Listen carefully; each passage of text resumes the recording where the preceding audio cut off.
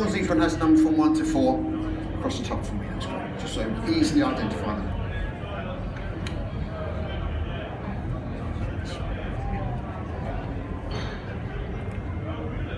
Good. And I'm going to get you to eliminate one of these guns. Now, if I just said you to choose a number or choose a position, someone might say, well, everyone chooses that particular number or that particular position. It's psychologically more likely.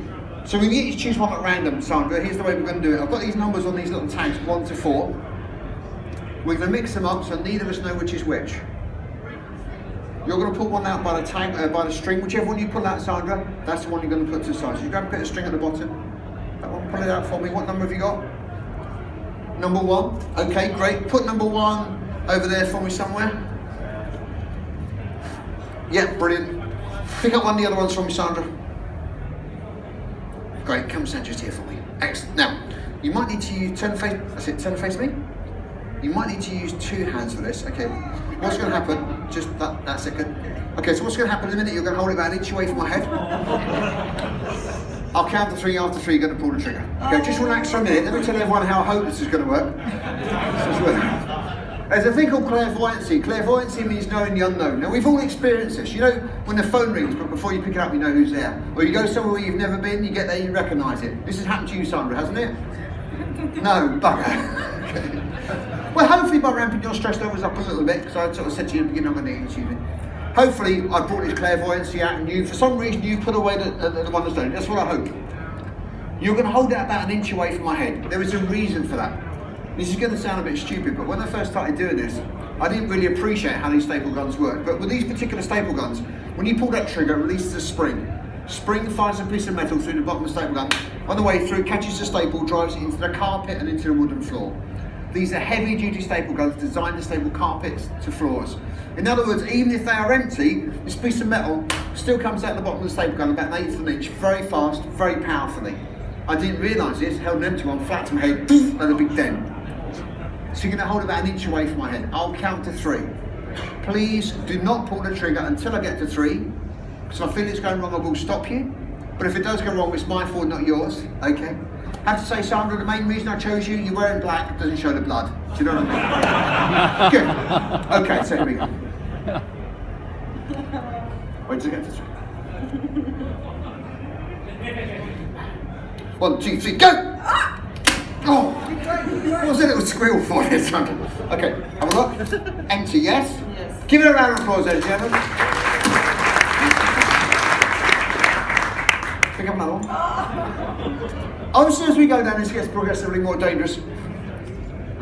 Again, wait till I get to 3, Sandra. Hold it about an inch away from my head. Is that about an inch? I know men and women have different concepts about what an inch is. That's a man's inch, if ever there was one. Okay, right, here we go.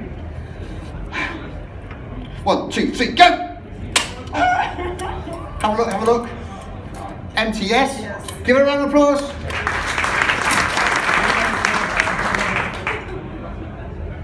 Now, I know what some of you are thinking. Some of you are thinking, all right, even if this was a loaded one and Sandra fired it into my head, it's going to hurt.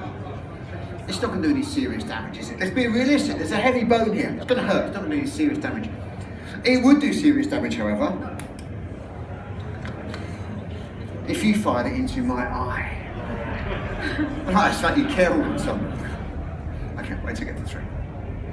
Oh, this is important. Can I please ask at this point for absolute silence, okay?